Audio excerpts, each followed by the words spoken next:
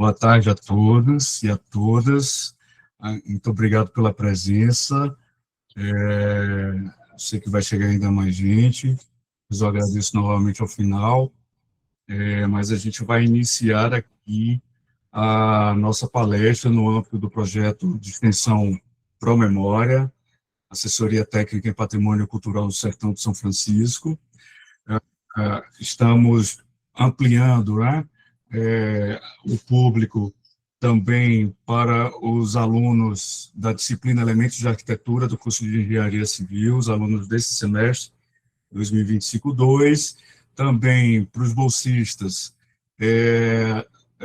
do projeto de extensão e pesquisa interinstitucional, em parceria com o Ministério da Integração, no âmbito do PISF, que são os bolsistas do nosso querido Núcleo de Gestão de Projetos Sociais, o NGPS, e alguns convidados também que solicitaram e são muito bem-vindos em participar. O título da nossa palestra, eu vou falar já sobre o palestrante e agradeceu, é Inteligência Artificial na Escrita Acadêmica, como a IA pode acelerar sua produção científica sem renunciar à qualidade e à integridade acadêmica. Né? Tema fundamental na crista da onda, não é? Atualmente, e que a gente já sente na pele, Anderson, aqui enquanto docente, enquanto orientador de projeto de pesquisa e de extensão, a importância fundamental, e foi por isso que eu fiz esse contato com você, da gente saber usar a tecnologia, né? Saber como usar. Então, essa palestra vai ser dada pelo cientista da computação Anderson Araújo, diretor de Sistemas de Informações da Secretaria de Tecnologia da Informação da Univasso, a qual eu agradeço imensamente por aceitar o convite. Anderson, muito obrigado, você é sempre muito disponível, como sempre. E aí eu vou falar do palestrante e passar a palavra a ele, para ele iniciar. Quero também dizer que a gente vai ter uma lista de presença, tá certo? Que eu pretendo, como na outra palestra com a professora da Mackenzie, emitir uma declaração de participação. O Anderson Igor Ferreira Araújo possui graduação em Ciências da Computação pela Universidade Federal de Campina Grande, possui especialização em gerenciamento de projetos de TI pela Faculdade Integrada da Grande Fortaleza, mestrado em administração pela Universidade Federal da Bahia, e ainda especialização em desenvolvimento avançado em Golang, Go Expert, pela Faculdade de Brasília, e está cursando MBA em Engenharia de Software com Inteligência Artificial pela Faculdade Full Cycle de Tecnologia. Atualmente é analista de Tecnologia da Informação na Universidade Federal do Vale do São Francisco, com experiência na área de Ciência da Computação e Inteligência Artificial, com ênfase no desenvolvimento de software. É diretor, né, atualmente diretor de Sistemas de Informações, DSI, STI, da Univasso. Muito obrigado, mais uma vez, por aceitar aqui o convite, informando que já eu passo a lista de presença. Anderson, com você, muito obrigado. Obrigado, professor. Obrigado a todos, sejam todos muito bem-vindos. Para mim é uma honra estar aqui participando de uma palestra a convite do nosso querido professor Sérgio, e também por estar participando de uma palestra entre amigos, né? Os participantes são amigos queridos, e eu fiquei feliz porque, assim, é para falar sobre um tema que eu gosto, que eu trabalho, que eu estudo, então eu estou totalmente em casa aqui, né?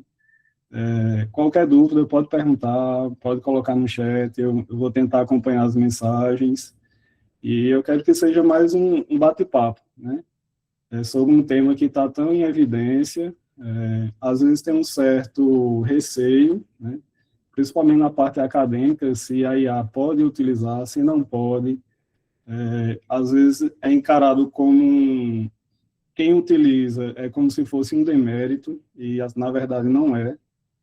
Eu vou mostrar que é uma ferramenta que, ao contrário, pode potencializar a escrita acadêmica e, de uma forma geral, também, a parte administrativa, no dia a dia, como a IA pode nos ajudar.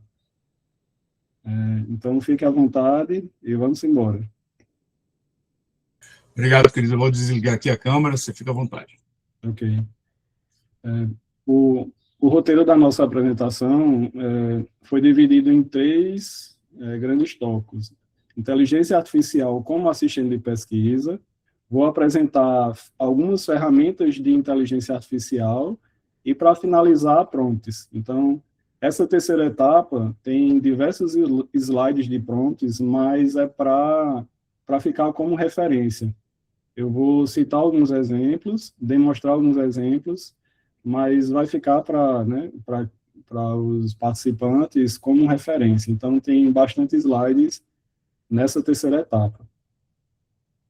E eu começo com a provocação, com a mensagem de uma escritora e artista. Ela é polonesa, mora nos Estados Unidos, mas tem uma frase dela que marcou na rede no ano passado.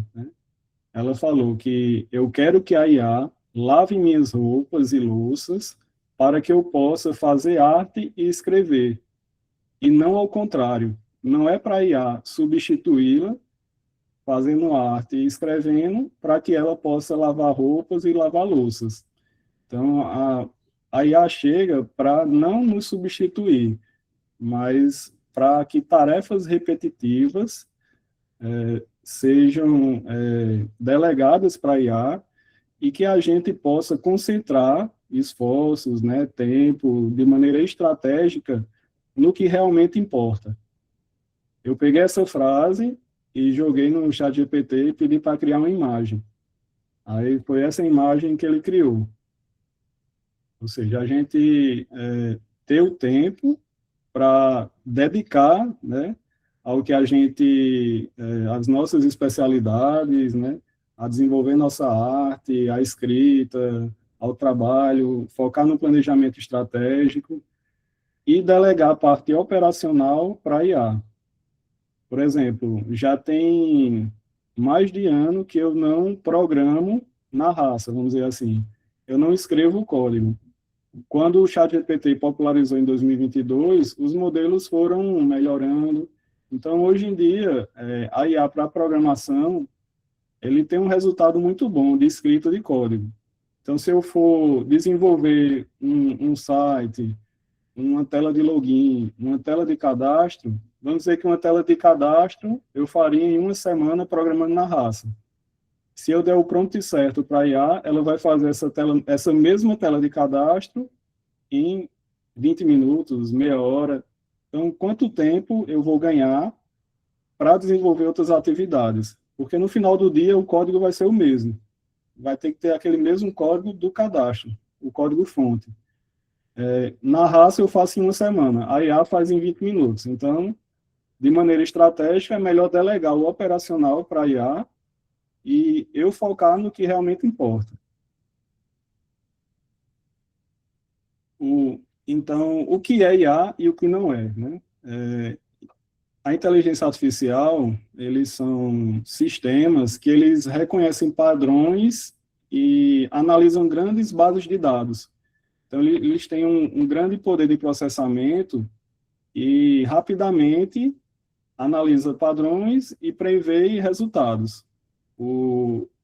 Tem uns 2 anos que na Univasf, tinha um banco de dados mais antigo, então era um banco de dados com estrutura antiga, que só esse banco de dados dava suporte a 20 sistemas. Aí teve um fatídico dia, que era o último dia de era um ponto importante de várias seleções. Então, era o último dia de seleção, era o último dia de inscrição, era o último dia de alguns programas. Então, esse banco de dados teve uma quantidade razoável de acessos e não aguentou e caiu. Quando a máquina do banco de dados reiniciou, disse que estava corrompido, estava com erro. Mas pronto. Como é que a gente restabelece o serviço o mais rápido possível para continuar as seleções? Então, quando eu acessei os logs desse banco de dados, tinham mais de 3.000 linhas. para olhar uma por uma, então, assim, demoraria vários dias para identificar o problema. Na época, eu peguei essas 3.000 linhas, coloquei na IA e pedi para identificar quais eram os principais erros. Pessoal, dessas 3.000 linhas, são 3 principais erros. A partir daí, a gente foi, né, foi mapeando os erros e conseguiu restabelecer num prazo razoável. Mas se fosse o trabalho manual, né, quanto tempo levaria? O que não é a IA, né? A IA, apesar de ter o nome inteligência artificial, ela simula a inteligência humana, mas ela não tem pensamento, ela não tem emoções, ela não fica com raiva, ela não fica feliz. São cálculos, são processamentos. Então, do mesmo jeito que a gente tem uma calculadora, né, científica, matemática, para números, a IA é como se fosse uma calculadora de linguagem. A gente pergunta, faz os prompts, e ele vai fazer o processamento, vai fazer os cálculos para lhe dar uma resposta. Então, a IA está mais como uma calculadora de linguagem do que uma inteligência propriamente dita, com emoções, né? Então, a IA basicamente são processamentos. E mitos e verdades, né? E fatos. A IA vai me substituir, né? Não vai existir mais programador, né? Não vai existir mais pesquisador. A IA, ela não substitui. Não vai existir mais arquiteto, também tem essa pergunta, né, que tem aí ferramentas de IA fazendo projeto. Não vai ter mais arquiteto, mas pelo contrário. Quem utiliza a IA amplia o trabalho. Eu posso ir no ChatGPT e pedir para fazer um projeto de uma casa. Ele vai sair ali minimamente, mas assim, se o professor Sérgio fizer um prompt e analisar o resultado, o trabalho vai ser totalmente diferente, né? Uma qualidade muito superior. Então, a IA ela não substitui a pessoa, mas ela tem a possibilidade de ampliar o trabalho. E ela é só moda, né? A IA é só moda, ela vai passar e não, daqui a pouco vai ser outra coisa, né? Pelo contrário, a IA ela mostrou que vem para ficar e já entrega valor em tarefas específicas. Então, na parte de programação, na parte de marketing, na parte da medicina, né? Então, ela mostrou que veio para ficar, né? Então, meus filhos, né? Os filhos, quando daqui a pouco vai estar todo mundo utilizando IA, né? Só que fica a pergunta, eu posso confiar 100% na IA? Aí tem que ficar com o pé atrás. Por quê? Porque a IA, ela não lhe deixa sem resposta. Se a gente fizer um prompt e perguntar para a IA, ela vai responder de qualquer jeito. Se ela tiver a resposta na base de dados dela, tudo bem. Mas se ela não tiver, ela cria uma resposta. Então, quando a IA ela é muito criativa, a gente chama, né, tem um termo que é alucinação. Se ela gerar uma informação que não é verídica, então a IA está alucinando. Então, por isso, eu não posso confiar 100% na IA. Tudo que eu perguntar para a IA, ela vai responder, mas não é totalmente verdade. Por isso que, para avaliar o resultado da IA, tem que ter a expertise. Se eu pedir para a IA gerar um código de programação, eu vou ter a expertise para saber se aquele código está certo ou se está errado. Mas se eu pedir para ele gerar um projeto de arquitetura, eu não vou saber se está certo ou errado. Então, eu vou meio que confiar 100%, mas, na verdade, a IA pode estar alucinando. Então, é aí que está o problema, né? O erro. Quais são as boas práticas de IA, né? Nunca inserir dados pessoais, nunca colocar CPF, nome, né? Informações sensíveis. Por quê? Porque a IA, se a gente não for lá nas configurações, lá do ChatGPT ou de qualquer modelo, e desmarcar uma opção lá que é para melhorar o modelo, então tem uma opção nas configurações que ele diz assim, ó, permite que esse conteúdo seja utilizado para treinar nossos modelos. Então, se eu estou desenvolvendo uma pesquisa que é inédita, um projeto de pesquisa, e tem informações sensíveis, se essa opção não tiver desmarcada, o modelo ele está aprendendo, mas ele está aprendendo não naquele momento, é para outras versões da IA. Então, por exemplo, o ChatGPT está na versão 5 hoje. Se eu informar dados sensíveis de uma pesquisa acadêmica e o professor Sérgio perguntar relacionado a esse projeto, ele não vai saber, mas talvez uma versão 6 do ChatGPT, uma versão 7, ele vai ter as informações do meu projeto. Então, uma boa prática é desmarcar essa opção que o modelo está aprendendo com a conversa e sempre verificar datas, números, nomes, porque a IA alucina. Além disso, tem a questão do viés, os padrões culturais. Eu vou mostrar mais à frente que como os modelos são treinados. Então, quando tem a inteligência artificial, que ela é uma inteligência artificial mais ampla, genérica, ela é treinada com diversas bases, com livros, com revistas, com artigos. Então, se eu perguntar para a IA, cite um exemplo de um pesquisador de referência, qual vai ser a probabilidade da resposta? Provavelmente ele vai indicar homem, branco, americano, europeu. Por quê? Porque ele foi treinado, a base de dados dele tem mais informações ocidentais. Então, tem que ter atenção ao viés cultural do modelo que está sendo utilizado. Então, se a gente utilizar modelos genéricos, ele já vem treinado. A gente poderia montar um modelo próprio da Univarsal e do projeto e alimentar, treinar com dados específicos. Eu posso montar um modelo para medicina, alimentar com diversos estudos, então ele vai ficar especialista naquele modelo. Então, até cruzando informações, talvez ele preveja alguma situação que o humano, né, demoraria mais tempo para verificar aquele resultado. Até agora, tranquilo? Eu fui no ChatGPT, pedi para gerar uma imagem de como a IA pode nos ajudar como assistente de pesquisa. Então, aqui, e eu pedi também para colocar assim, inteligência artificial auxiliando a pesquisa e tomando café. Então, ele colocou uma xícarazinha aqui de café, que a gente gosta bastante. E aqui a inteligência artificial está procurando artigos, né? Está trabalhando como assistente de pesquisa. O que é inteligência artificial? Qual a diferença de um chatbot para a inteligência artificial generativa? Por exemplo, no site da Univarsal, deixa eu ver assim.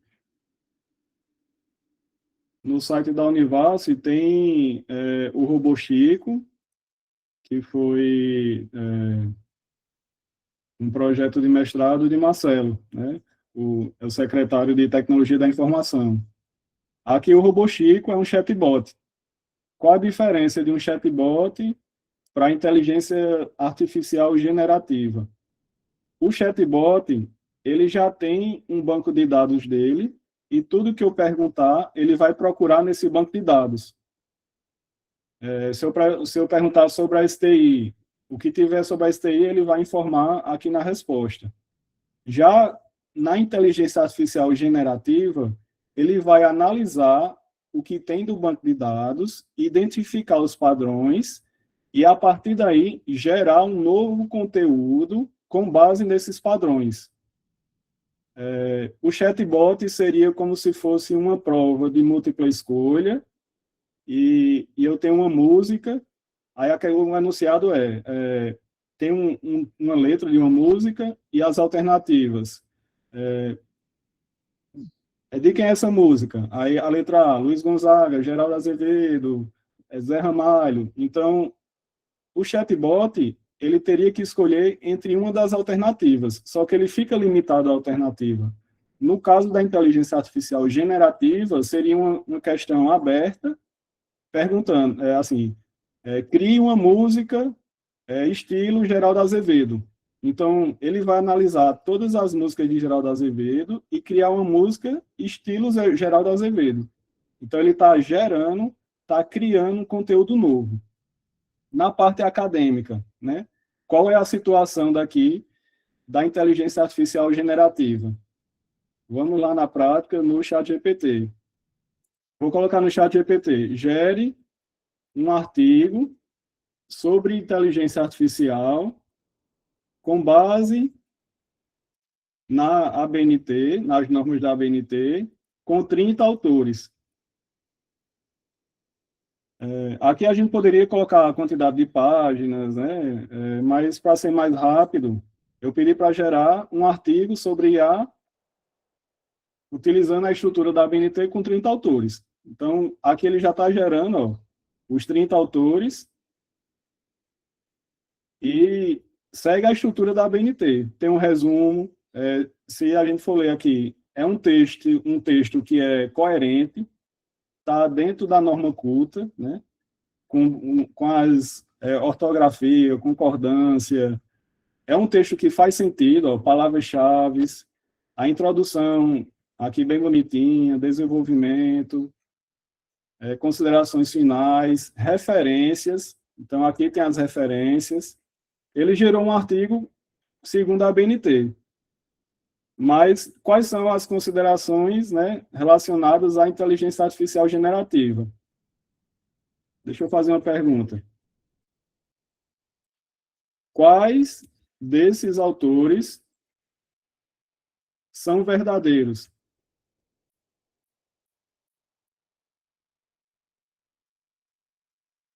Ó, nenhum desses autores é real. Então, o que foi que aconteceu? Eu pedi para gerar um artigo sobre IA e ele alucinou.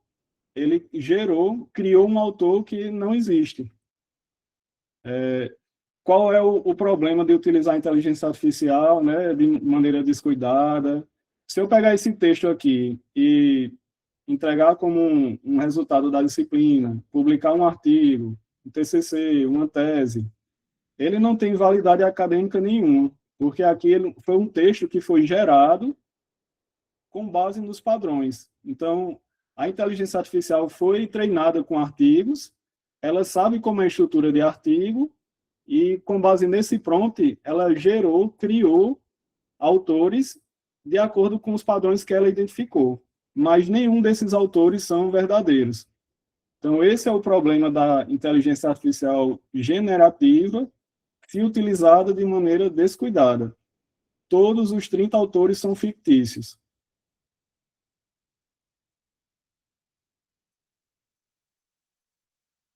E agora, como é que a gente utiliza a inteligência artificial, né, para desenvolver o artigo, desenvolver o projeto de pesquisa, o TCC, a dissertação, a tese? Como é que a gente sai, como é que a gente parte do Word, em branco, para o trabalho pronto? A gente vai fazer esse mesmo prompt, que é gere um artigo sobre tal assunto? Não é por esse caminho. Então, esse caminho não é interessante, né? Viu que tem problemas de alucinação e não tem validade nenhuma acadêmica. Mas onde é que a IA pode nos ajudar nesse sentido? Como é que a IA pode ficar assistente de pesquisa e nos auxiliar na escrita acadêmica? Para ter o texto acadêmico, a escrita acadêmica, a gente não começa pelo texto, né? Para chegar no texto, são meses de leituras, de artigos. Então, o texto, ele vem em uma das etapas no desenvolvimento da pesquisa. Então, primeiro, a gente tem que ter uma ideia, um interesse, uma curiosidade. A partir daí, parte para uma compreensão inicial do tema, leituras de artigos, de trabalhos. Teve a compreensão, a gente vai focar na busca e seleção de artigos. Depois fazer leituras e fichamentos. A partir daí, construir o texto do trabalho. Então, da ideia até o texto do trabalho, podem levar meses, né? E o que é que a IA pode nos ajudar? A IA pode nos ajudar a compreensão do tema, busca e seleção de artigos, leitura e fichamentos, ajustes e melhorias. Mas o texto, quem faz é o pesquisador. O texto ainda é, pelo menos nesse momento, ele é orgânico. Então, o próprio pesquisador é quem tem que fazer o texto. A IA pode nos ajudar a melhorar o texto, né? Coesão, coerência, se está com... se faz sentido, analisar a conclusão, introdução, então, a estrutura dos parágrafos, mas o texto tem que ser do pesquisador, o texto tem que ser orgânico. Ô, Anderson, deixa eu te interromper agora, porque eu acho que assim, esse seu slide aí, em relação ao tema, é fulcral, assim, né? É fundamental, capital, enfim, todas as... Porque essa compreensão, ela precisa existir, né? Ninguém vai gerar um texto, uma produção textual, seja ela científica, acadêmica, qualquer natureza, mas principalmente dessas naturezas, assim, sem essas quatro etapas anteriores, né? Não dá para você achar que você vai chegar aqui do nada para resolver, né? Atender a um relatório, uma produção que o teu professor lhe solicitou numa disciplina, etc., e você achar que não, eu vou contar com todas as etapas anteriores sejam feitas pela inteligência artificial também, né, pelo assistente. Então, assim, essa noção que você nos apresenta, assim, graficamente tão bem sistematizada, ela é fundamental. Acho que eu nunca vi uma sistematização gráfica, assim, de como o texto é seu, tem que continuar sendo seu, né? Ele tem que ter sua autoria, ele tem que estar ali representando alguma construção intelectual sobre o tema, ou técnica sobre o tema que você está produzindo, né? Achar que a IA vai ser responsável por tudo, que eu acho que está sendo assim o grande erro, né? Nesse âmbito da produção acadêmica. Então, assim, é só fazer essa ressalva não, aliás, enfatizar que eu acho excelente aí essa sistematização gráfica. Isso é um infográfico aqui para a gente resumir, mas excelente, era só isso. Maravilha. Tanto que algumas universidades já estão publicando normativos relacionados à inteligência artificial. Então, eu analisei já 3 instituições, a UFPB, a UFC, e nos normativos ele fala, não é demérito utilizar IA, né, pode utilizar IA, mas o cuidado é justamente aqui, na inteligência artificial generativa. Porque se utilizar a inteligência artificial para gerar o texto, então, né, vai estar substituindo o pesquisador, e aqui tem alucinação, tem vieses, né, culturais, então tem, né, não tem validade nenhuma acadêmica. Mas os normativos, eles falam, pode utilizar IA para outras etapas da pesquisa científica, da escrita acadêmica, que foi o que eu tentei representar aqui nesse infográfico. Ficou muito bom, ficou excelente. Então, como era, né, a pesquisa acadêmica antes da IA? Então, tem um disclaimer aqui que não é que é errado, né? De forma alguma. Só que tem etapas da pesquisa acadêmica que ela é realizada de maneira manual, mas a gente pode automatizar, sem perder a qualidade da pesquisa. Então, antes da IA, como era feita a busca de artigos? A busca de artigos é manual, né, por palavras-chave. Então, se eu entrar no periódico CAPES e digitar engenharia de software, sistemas, software, inteligência artificial, vai ter um resultado de 500 mil artigos. Eu estou começando agora a pesquisa. Por qual artigo eu leio, né? Qual é o artigo de referência? Qual artigo está alinhado ao meu projeto de pesquisa? Então, para filtrar esses artigos, é um processo lento, demorado, tem que dominar as bases de dados, né? Como é que eu pesquiso lá no portal do periódico CAPES, os conectivos, END, OR, né? Então, tem um trabalho manual, é um processo lento e demorado, mas não é que é errado. Como é que acontece a leitura e fichamento? Tem a dificuldade, além da dificuldade de selecionar artigos, tem a barreira do idioma, né? Artigos em inglês, em espanhol, tem a barreira do idioma e, geralmente, o fichamento, né? Não tem uma base, geralmente o fichamento é ruim. Aconteceu comigo, por exemplo, quando eu fiz um mestrado, eu li um artigo, achava interessante, aí copiava, Ctrl+C, Ctrl+V, no Word, salvava numa pasta no computador. Daqui a um mês, 2 meses, 6 meses, um ano, quando eu fosse acessar aquele arquivo, eu nem lembrava o porquê eu tinha salvado, né? Então, o fichamento é ruim, né?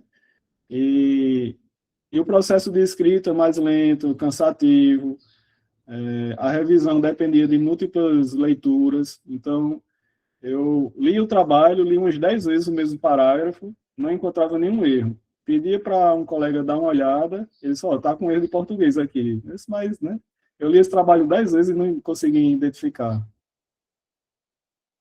E agora, com a IA, depois da IA, como é o processo de pesquisa? Tem a busca semântica, então eu coloco termos e o resultado já é na pegada do meu trabalho, então ao invés de ter um retorno de 500 mil artigos, tem 50 artigos já relacionados ao campo de estudo da pesquisa. Tem facilitadores na seleção de artigos, agilidade no processo de leitura, porque tem facilitadores de compreensão para ajudar na explicação de termos, tem a tradução automática, então o artigo está em inglês, eu pergunto em português e a resposta é em português, então auxilia nessa barreira do idioma, e tem ferramentas para sugerir estruturação de parágrafos, a melhoria de frases, correção de gramática. Aqui já ajuda bastante. Então, a inteligência artificial, ela não vem para substituir o pesquisador, não vem para substituir a pesquisa acadêmica, mas tem um ponto aqui de interseção que a inteligência artificial pode nos ajudar, e seria justamente a busca e seleção de artigos, facilitação de fichamentos, auxílio na escrita, revisão textual. Fica uma pergunta, né? E o plágio? E o plágio, Anderson? Como é que fica o plágio com a IA? Qual a diferença de plágio e qual a diferença do detector de IA, né? O que é plágio? Plágio é quando a gente utiliza um trabalho de outro pesquisador, né? A gente copia o texto, copia uma tabela, um gráfico, um estudo, um material produzido por outro pesquisador no nosso trabalho e a gente não cita a fonte. Então, se não citar a fonte, é plágio. Plágio é muito sério, o plágio é crime, não façam isso, né? Então, o detector de plágio é justamente isso, verificar o trabalho de outro pesquisador, se está utilizando sem citar a fonte, é plágio. E o que é detector de IA? Aí aqui já é diferente. Detector de IA, ele analisa a possibilidade, a probabilidade do texto ele ter palavras que são comumente utilizadas por IA, estruturas de frases que geralmente a IA já utiliza. Então, aqui não tem problema nenhum. Se eu tenho o meu trabalho, meu artigo, passo no detector de IA e dá 90% de chance de detector de IA, não tem problema, porque aqui é probabilidade. Agora, se eu passar num detector de plágio e foi identificado, aí é problema. Tanto que, recentemente, teve, acho que saíram algumas notícias que utilizaram textos mais antigos e passaram no detector de IA. Então, passaram a carta testamento de Getúlio Vargas, que foi feita em 1958, passaram músicas de Tom Jobim, poemas de Carlos Drummond de Andrade, e nessas situações, o detector de IA deu lá em cima, deu 80% de chance de ter sido gerado por IA, 90% de chance de ter sido gerado por IA. Ou seja, foi um falso positivo. Um texto que não foi produzido por IA, mas a IA detectou. Por quê, né? Porque a IA foi treinada, foi alimentada justamente com esses textos. Então, ela foi alimentada com poemas, né, artigos, materiais livros, né? Então, como a IA foi treinada com essa base, se perguntar para ela se for gerado por IA, ela vai ter na base dela. Ou seja, detector de IA não é problema. O que é problema é detector de plágio. Agora, se eu estou utilizando a IA de maneira descuidada, gere um artigo sobre inteligência artificial. Aí a IA vai lá na base dela e pega um texto de um pesquisador, especialista na área, traz. Aí eu pego esse texto e coloco no meu trabalho. E o problema vai ser o detector de plágio, não o detector de IA. Aqui, se eu colocar a minha dissertação, ele vai dizer, você tem 70% de chance de ter sido gerado por IA. Mas por quê? Eu utilizei os critérios da academia. Então, texto na norma culta, na terceira pessoa, que é o que a IA gera e ela foi treinada. Eu coloquei aqui alguns exemplos de detecção de plágio. Existem outras ferramentas, né? E coloquei alguns exemplos de detecção da IA. Com a observação que não é 100%, né? Aqui corre o risco de ter falsos positivos. Alguma pergunta? Tá de boa até aqui? Tá tranquilo, Anderson. Aí vocês Pessoal, perguntam. se quiserem fazer alguma pergunta, Anderson já liberou aí, pode se manifestar aí pelo chat ou até em voz também, né, Anderson? Isso, pode ficar à vontade. Aí vocês perguntam, né, Anderson, e como fica a questão de artigo, as revistas científicas, né, os periódicos, como é que eles estão tratando a IA? Por exemplo, aqui na I3E, da minha área, no guia de referência para os autores, já tem tópicos específicos de inteligência artificial.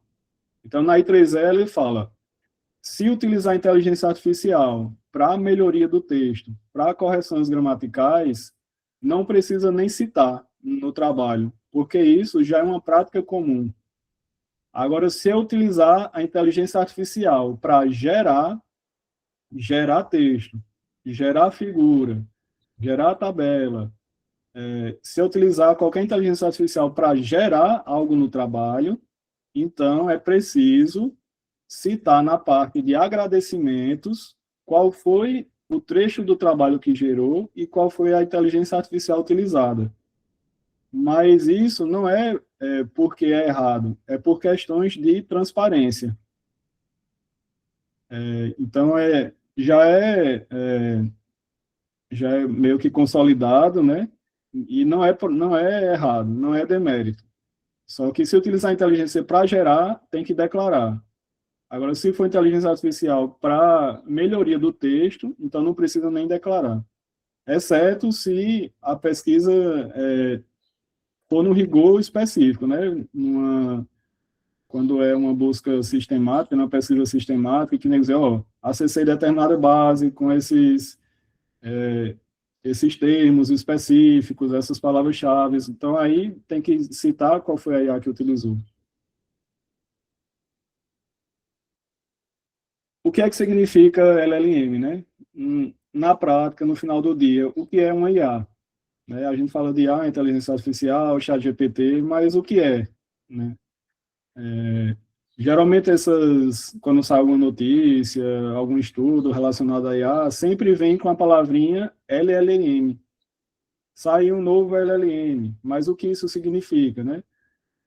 LLM são Large Language Model, grandes modelos de linguagem.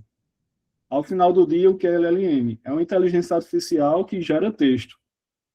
Existem inteligências artificiais que geram músicas, né? Que geram vídeos, que geram imagens. O LLM, ele é um grande modelo de linguagem que gera texto. Esse é o fluxo, o gráfico de um LLM. Então, aqui tem dados de diversas fontes. Então, tem artigos, tem livros, tem manuais, publicações, estudos científicos. Então, aqui tem uma grande massa de dados passa por um pré-processamento e daqui vem para o algoritmo, vem para uma licença poética para quem é da área de computação, né, de TI. Aqui é onde acontece a mágica.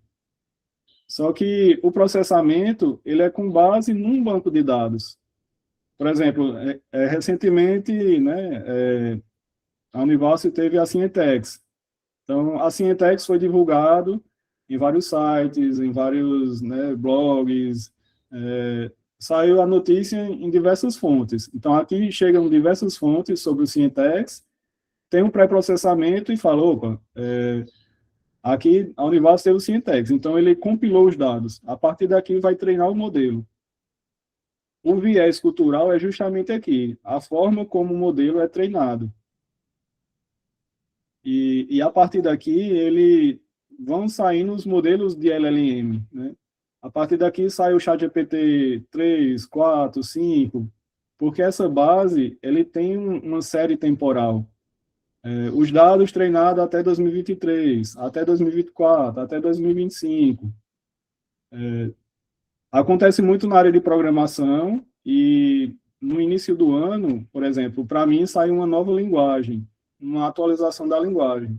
E eu pedia para a IA gerar um texto, gerar um código, e ele estava alucinando. Por quê? Porque o modelo que eu estava utilizando era do ano passado, era de 2024. E essa linguagem tinha saído em 2025. Então, o modelo não estava treinado ainda. Só que no segundo semestre saiu uma atualização do modelo e ele já estava treinado. Então, ele não estava alucinando mais. Além do ChatGPT, existem outros modelos. Então, por exemplo, tem o Claude da Anthropic. Esse modelo é muito bom para desenvolvimento de interface. Então, os sistemas, as interfaces, ele gera muito, né? O resultado é bem satisfatório. Do Google tem o Gemini, da OpenAI, que é o ChatGPT, Meta, Perplexity tem o Sonar Pro, o Grok, o Copilot da Microsoft, e o DeepSeek, que foi de uma startup chinesa. Aí vocês perguntam, Anderson, qual modelo eu utilizo, né? Que tem tantos modelos. Existem alguns sites que eles fazem uns comparativos, fazem um benchmark, que é assim, tem um problema e ele roda esse mesmo problema em diversos modelos. Então, por exemplo, aqui ele faz um ranking dos modelos e relacionado a texto. Quais são os modelos interessantes para utilizar o texto? Gemini, o Grok, o Claude, o ChatGPT. Então, esses são os modelos mais conceituados para texto. Para desenvolvimento web, né, para a parte de programação. Aqui já é o Claude. Então, vê aqui, ó. Para texto é interessante o Gemini do Google, mas para programação é interessante o Claude. E vocês perguntam, e para a parte de imagem, né? Qual modelo é interessante para gerar uma imagem? O Gemini é interessante. O Claude já não é interessante. Aqui já é o Gemini. Então, cada modelo ele é treinado e é especialista numa área. Para editar imagem, tem um texto para gerar um vídeo. Então, vou fazer uma divulgação no Instagram, um projeto. A partir de um prompt, eu vou gerar um vídeo. Então, tem aqui os modelos que são interessantes para gerar um vídeo. Esse comparativo é mais genérico. Eu gosto de um de programação que ele mostra... são modelos específicos para programação, problemas de programação, e é interessante que ele tem uma coluna aqui que ele fala de percentual de a probabilidade que deu certo. Então, eu faço um prompt, faço uma tela de login. Então, com esse prompt, a IA vai alucinar ou não. Então, o Claude está em primeiro lugar hoje, ele tem praticamente 75% de chance de acertar. E os outros modelos, né? Por exemplo, aqui, o DeepSeek. Se eu colocar um prompt para o DeepSeek para gerar uma tela, um cadastro, ele tem 60% de chance de acertar o prompt. Então, a qualidade dos modelos vai depender de como ele foi treinado. O que está em último aqui, por exemplo, o Llama, 9%. Então, se eu pedir para ele programar, fazer uma tela, ele tem 9% de chance de acertar e e ele tem 91% de chance de errar. Então, a gente vai passar mais raiva, vai ter mais trabalho pedindo para IA consertar do que se fizesse a programação tradicional, programar na raça.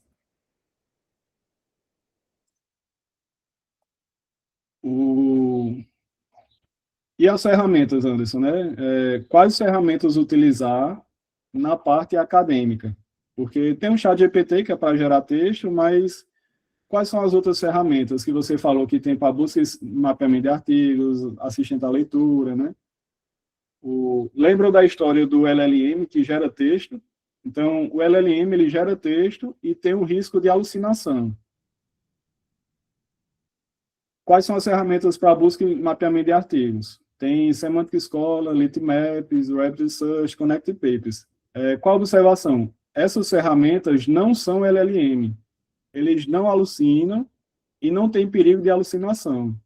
O que elas trazem, né? Se eu utilizar qualquer uma dessas ferramentas, elas vão trazer uma lista de artigos. Então, são artigos reais, autores reais, que a IA vai pesquisar em bases acadêmicas. Então, não tem problema de alucinação. Aqui pode utilizar sem medo, porque elas não são LLM. Assistente à leitura, SciSpace e Perplexity. Aqui, elas têm algumas funções com LLM, que é para extração de conceitos e explicações. Então, é para ajudar no entendimento do artigo, no entendimento do projeto.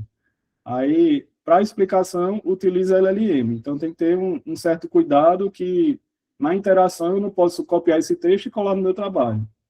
E o que é mais conhecido, né, são os assistentes à escrita, que aqui são 100% LM.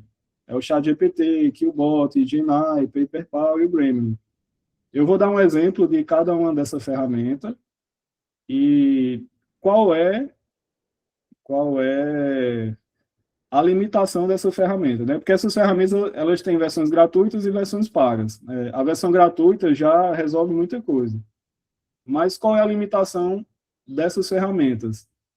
Vocês vão perguntar, Anderson, a partir de hoje eu não vou acessar mais o periódico CAPES, eu só vou usar essas ferramentas, né? E minha pesquisa só vai ter essas ferramentas. Não façam isso. Essas ferramentas são opções, são possibilidades, e é interessante a gente utilizar o potencial de cada ferramenta. Qual a limitação hoje dessas ferramentas? Elas só buscam artigos em bases públicas. Então, se a minha pesquisa é necessário acessar uma base privada, uma base fechada, essas ferramentas não vão conseguir pegar esse estudo. Então, minha pesquisa fica limitada. Qual é a sugestão? Utilizar essas ferramentas, por exemplo, de busca e mapeamento de artigos, focando na base pública e complementar com a base fechada, utilizando o periódico CAPES. Que no periódico CAPES, né, e em outras bases, tem o acesso aberto e acesso fechado. Eu fiz uma busca, encontrei 193 resultados. Ao invés de olhar um por um, eu posso verificar os resultados da parte pública com a IA e com a parte fechada no portal do periódico CAPES. Então, eu tenho um complemento, né, do estudo. Não se limitem a essas ferramentas, existem outras também, mas é interessante que que conheçam as possibilidades. Eu vou dar um exemplo de cada ferramenta dessa. Então, por exemplo, para busca e mapeamento de artigos. Por que é interessante utilizar o Semantic Scholar? Eu sempre sugiro começar por essa ferramenta, porque eu estou começando agora o estudo, eu quero desenvolver um artigo sobre inteligência artificial. Estou começando agora o TCC, a dissertação, a tese, o projeto de pesquisa. Vou começar agora o estudo. Eu não sei nenhum autor de referência. Então, por que é interessante começar pelo Semantic Scholar? Os filtros dele, é possível filtrar o campo de estudo, inteligência artificial na administração pública, o período do estudo dos últimos 10 anos, dos últimos 5 anos. Um filtro muito importante aqui ele marca o PDF completo, então eu vou ter o trabalho completo, o artigo completo, não só o resumo. Porque às vezes tem bases acadêmicas que trazem só o resumo, e às vezes o resumo não reflete o trabalho em si. Aqui a gente tem o PDF completo. E o pulo do gato dessa ferramenta, a opção mais interessante, é que é possível ordenar pelos autores, pelos trabalhos mais influentes na área. Eu vou começar agora, o ponto de partida agora do estudo. Eu vou falar o campo de estudo, o período, trabalho completo e os autores mais influentes. Então, quando ele trouxer essa lista de artigos, de resultado, eu vou ler um por um, e se algum desses trabalhos for interessante para a minha pesquisa, já é o ponto de partida, que seria diferente se eu fosse no periódico CAPES e ter uma lista inicial de 500 mil artigos. Aqui eu já vou direcionado para o autor que é referência na área, os artigos mais influentes, mais relevantes na área. Então, esse é a minha sugestão de ferramenta para iniciar o estudo. Ela é gratuita e, lógico que a limitação dela é que ela vai em base pública, né? Ela não vai em bases fechadas. Então, assim, mas pelo menos é um ponto de partida. Aí, beleza, Anderson, eu selecionei um artigo ou alguns artigos que são relevantes para a minha área. Qual é o próximo passo? Sugestão: utilizar o Litmaps ou então o Rapid Research, eles são bem parecidos. O Litmaps é o quê? Ele tem um campo de entrada aqui que é possível definir palavras-chave, o autor, o DOI, né? Então, aqui eu encontrei um autor que é referência na área, é interessante para meu estudo. Eu vou pegar esse autor, o DOI, e informar aqui como ponto de entrada. A partir de eu colocar o número, o DOI, e der o Enter, ele vai construir um mapa dos artigos relacionados. Então, vamos ver aqui, na engenharia civil, eu encontro um artigo do professor Sérgio. Eu vou colocar aqui, Sérgio 2023, por exemplo. Aí ele vai analisar o trabalho do professor Sérgio, verificar as referências do trabalho, quais são as referências e quem está citando o professor Sérgio. Aí seria essa bolinha aqui pintada, né? Essa bolinha colorida. Ele é o campo de entrada. Pesquisei aqui uma palavra-chave, por exemplo, Basu 2023. Ele colocou todos os trabalhos relacionados a Basu 2023, seja por citação de Basu 2023, ou que, nesse caso, é citação. Se fosse para trás, seria as referências, né? Mas aqui seriam as citações. Então, esses trabalhos daqui para frente estão citando o Basu 2023. Aí, cada bolinha dessa, o que é que está informando? A gente tem um eixo X, que seria o ano de publicação, e também o eixo Y, que seria a quantidade de citações. Então, quanto maior a citação, maior vai ser a bolinha aqui de relevância desse artigo. Então, Basu 2023 é interessante para o meu trabalho. Vamos dizer que Basu 2023 é inteligência artificial na administração pública. Pronto, é um trabalho de referência. Aí eu clico aqui em Panday. Panday já está citando inteligência artificial na medicina. Opa, é um trabalho relevante, mas não está de acordo com a minha pesquisa, o meu campo de estudo. Então, eu já não vou analisar a Panday. Eu vou clicando em cada bolinha dessa. Rasa 2023, Rasa 2024, Pramanik 2025. Então, isso aqui já ajuda bastante o filtro inicial, já é uma busca semântica dos artigos. Eu já ganho muito tempo na seleção dos artigos. Qual a observação? Não menosprezem as bolinhas pequenininhas, né? Por exemplo, aqui, Pramanik 2025. Ele está uma bolinha bem pequenininha, mas por quê? Porque ele foi lançado há pouco tempo. Não teve tempo de outros autores citar Pramanik 2025. Então, quando eu for fazer a pesquisa, eu tenho que clicar em cada bolinha dessa para saber, de fato, está aderente ao meu trabalho. Agora, sim, se for um estudo que já tem mais de 10 anos, a bolinha está bem pequenininha, né? Então, aí, esse artigo já teve tempo suficiente para, se for um artigo relevante na área, né? Já teve tempo suficiente para outros autores citarem ele, outros estudos. de Isso é boa. excelente. A gente vislumbra aí muita possibilidade de uso otimizado, né, dessa fase de prospecção que é tão trabalhosa, então é grande, né, do ponto de vista do volume de trabalho, muito legal. E aqui, para, né, para ficar mais simples a visualização, eu coloquei só um artigo, mas eu posso adicionar outros artigos e ele montando um gráfico, um mapa de artigos relacionados. Massa. Forma E uma é, espécie de mapazinho conceitual, né, que para quem trabalha já com esse conceito, a gente olha aqui já entende. Se você não explicar, claro que você explicou, ficou plenamente entendido, mas a forma de apresentação já é muito intuitiva do ponto de vista das relações, muito legal. Bruna trabalhou com as questões, um pouco disso, né, Bruna, na dissertação de mestrado dela, desses relacionamentos, muito, a partir de uma ferramenta sugerida pela professora Mônica, né, de estatística. Então, me lembrei do seu trabalho também, Bruna, muito legal. Isso, eu tô lembrando disso aqui também. assim, o Litmaps é um exemplo, mas existem diversas ferramentas relacionadas que têm o mesmo princípio. Aqui dessa tabela, o Research Rabbit também, Connect Papers, são ferramentas semelhantes. Então, aqui é o gosto por ferramenta, né? A minha sugestão é que testem cada uma dessas ferramentas e a que gostarem mais, utilizá-la. Com a observação que eles vão em bases, acessam bases públicas, né? Públicas. Pelo menos nesse momento, né? Eu não sei daqui para frente se vão ter parcerias com bases fechadas, né? Beleza, eu comecei o ponto de partida, achei um trabalho de referência, depois eu consegui identificar diversos trabalhos relacionados, e agora como é que eu faço a leitura e fichamento? Já existe outra ferramenta chamada SciSpace. O que é interessante dessa ferramenta?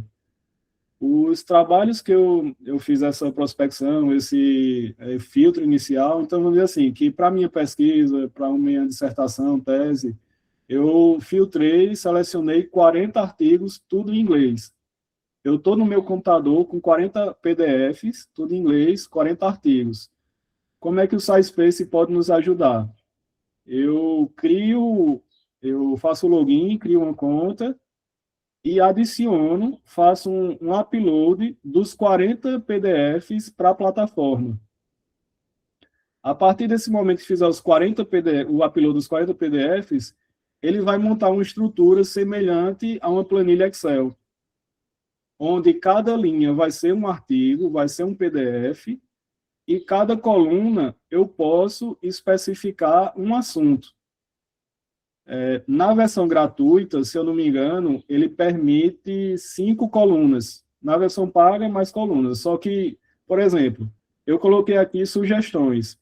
Eu posso ter uma coluna de objetivo, outra coluna resultados, contribuição, limitações, pesquisas futuras. Eu vou conseguir fazer um mapeamento, até de forma visual, fica mais interessante, de cada artigo. E facilita o entendimento, né? O trabalho de Elms e Tinson, ele tem esse objetivo, tem esse resultado, tem essa contribuição, que é diferente de um fichamento que eu vou criar uma pasta no computador, uma pasta com subpasta. Então, aqui eu já tenho uma visualização mais gerencial, né? Uma melhor visualização, e dessa forma já é um ponto de partida para a escrita. Porque aqui eu visualizo, Elvis Tinson encontrou determinado resultado que vai de encontro ao Milakovic 2020. Então, eu já posso fazer as associações e já facilita bastante o momento da escrita. O que é que tem de interessante para o LLM, né? O que é que o LLM pode nos ajudar? Porque aqui ele está listando os PDFs, os artigos. Aqui não tem inteligência artificial. Onde é que entra a inteligência artificial no SciSpace? Ele tem aqui, em cada linha abaixo do PDF, vai ter uma opção chat, e de uma forma geral, considerando todos os arquivos, tem um chat aqui embaixo. O que é interessante no chat, tem aqui o idioma, né? O chat e o idioma do lado. Então, eu posso definir português, todos os 40 artigos vão estar em inglês, eu pergunto em português, a resposta vai ser em português. Então, é aqui que entra o LLM, a inteligência artificial.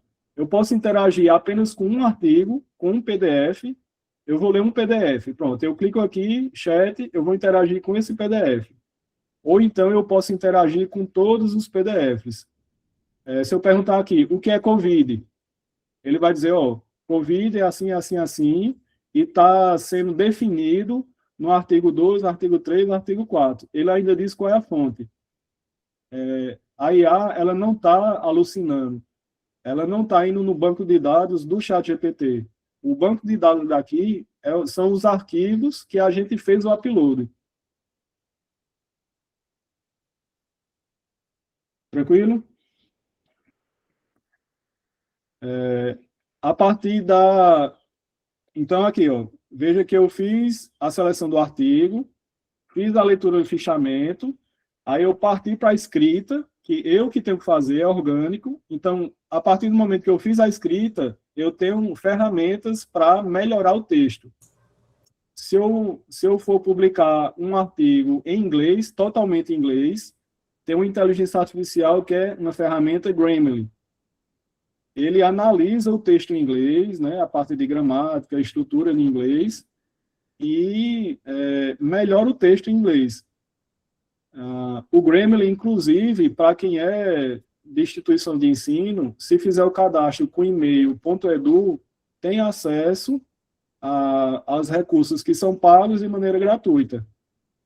Então, eu fiz o cadastro no Grammarly, e eu utilizo algumas ferramentas, algumas funcionalidades pagas de maneira gratuita, apenas por ter cadastrado o e-mail institucional da Univas, .edu. E o PaperPal é como se fosse o ChatGPT. Então, assim, essas ferramentas, não é obrigatório utilizar todas elas.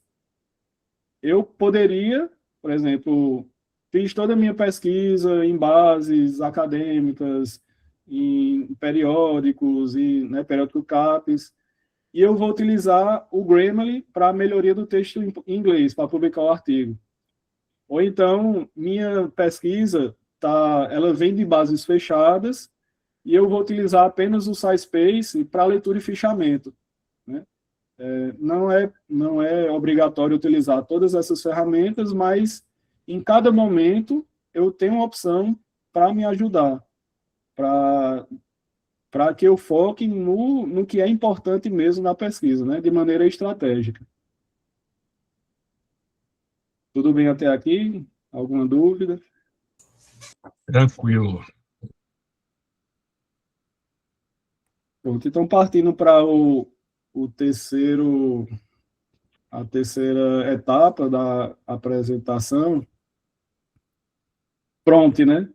Vamos para de prompt.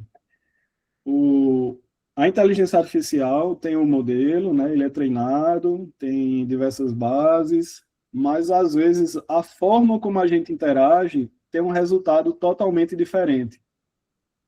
Só a forma como pergunta, como manda o prompt, né? É totalmente diferente e o resultado. Às vezes não é nem o problema do modelo, é a forma como a gente interage. E tem problemas que são complexos que um prompt não resolve. A gente tem que quebrar em etapas. É por isso que existem algumas técnicas de prompt, eu trouxe as principais, né? Existem outras, mas, de uma forma geral, essas são as principais técnicas. O que a gente utiliza no dia a dia é a primeira técnica, que é one shot, zero shot, que é pergunta e a resposta. Resuma o texto. Faça uma minuta de um e-mail, né? Uma minuta, cria uma mensagem de aniversário. Então, quando a gente pede a pergunta e tem a resposta, como é que eu faço isso no Word, né? Eu tenho a pergunta e a resposta. Então, é uma pergunta direta. É one shot e zero shot. É o que comumente é utilizado. Mas existem problemas mais complexos que essa abordagem não é suficiente. Então, por exemplo, tem o Chain of Thoughts, onde cada caixinha dessa é um totem, um pensamento, e para resolver esse problema, eu preciso passar por uma etapa 1, etapa 2, etapa 3, etapa 4, até ter o resultado final. O que eu tive uma capacitação recente foi do principal engenheiro que trabalha num banco, né, no Banco do Brasil, no Brasil, não é o Banco do Brasil, ele trabalha em um banco no Brasil, e para recrutar analistas, programadores para o banco, quando surge uma vaga, ele recebe centenas de currículos. Então, como é que ele faz essa seleção, a triagem dos candidatos, a parte de entrevista?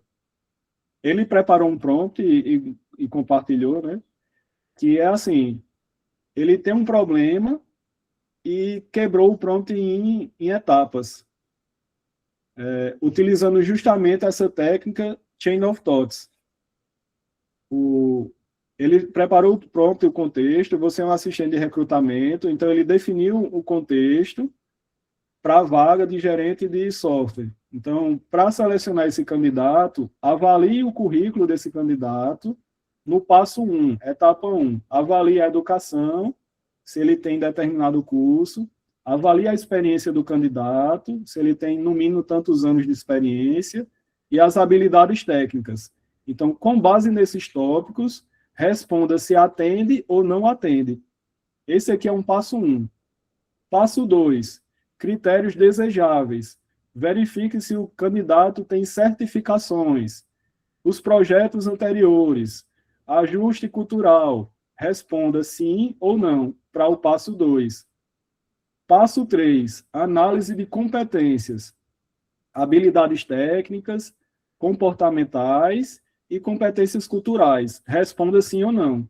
Então, o prompt, ele definiu o contexto, as 3 etapas, e no final ele colocou um exemplo de análise. Análise do currículo João da Silva, requisito mínimo. Aí tem os itens, atende, não atende. Então, com esse prompt, o prompt que ele colocou, o quê? São 1, 2, 3, 4. 4 páginas, né, 2 slides.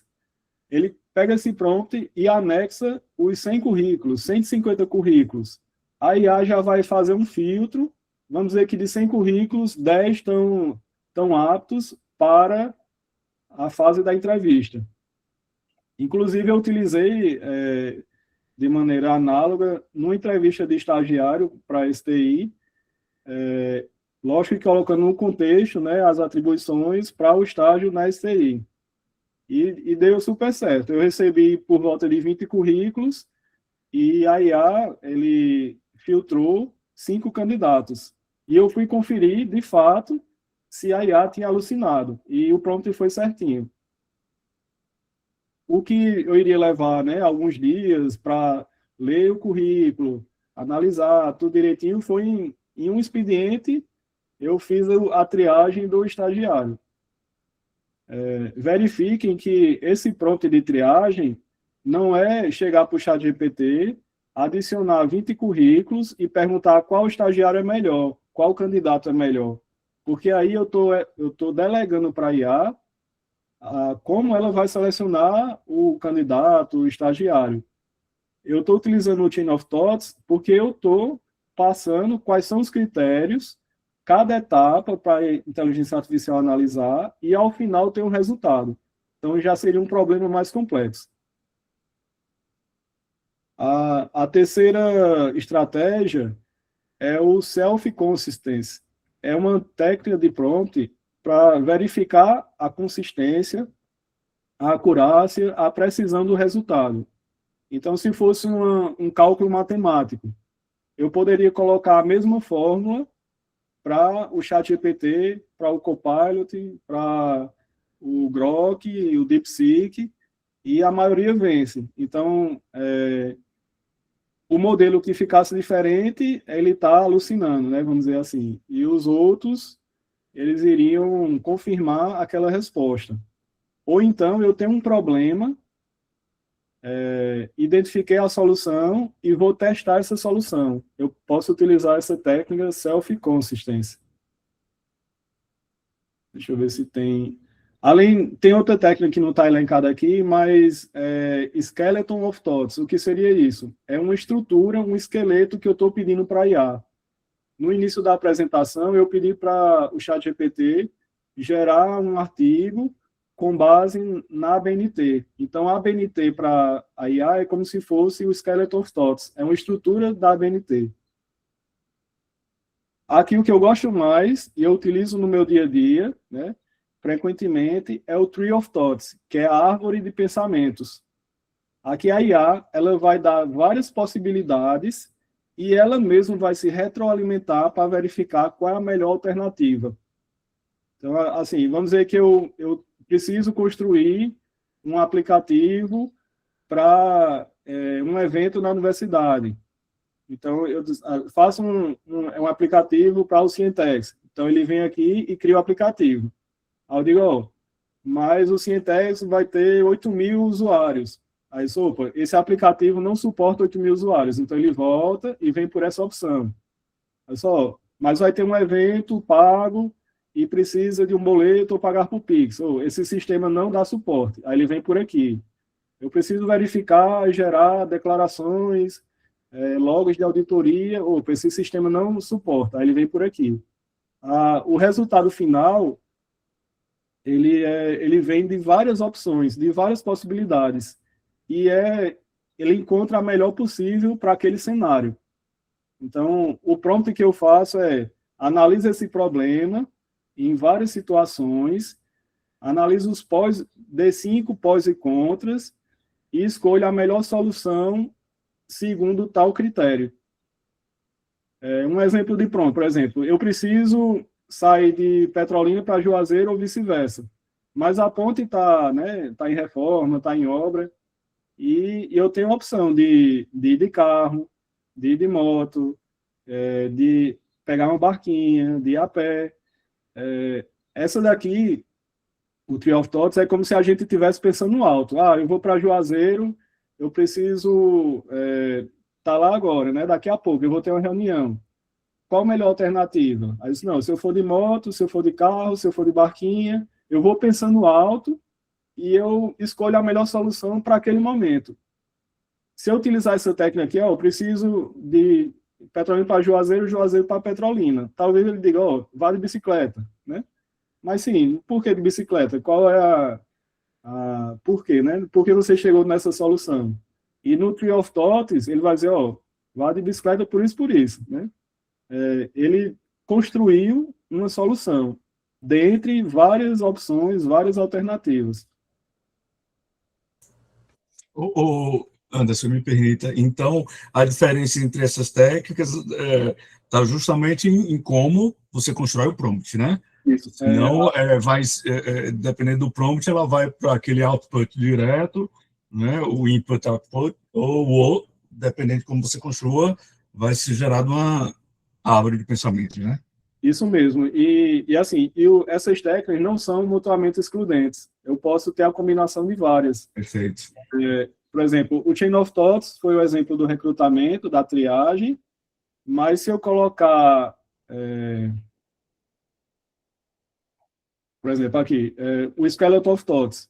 Você é um engenheiro de software, eu preciso desenvolver um sistema para determinado problema, estruture sua resposta em contexto de problema, requisito, estratégia, conclusão técnica. Então, eu estou passando um esqueleto. Esse aqui é um prompt.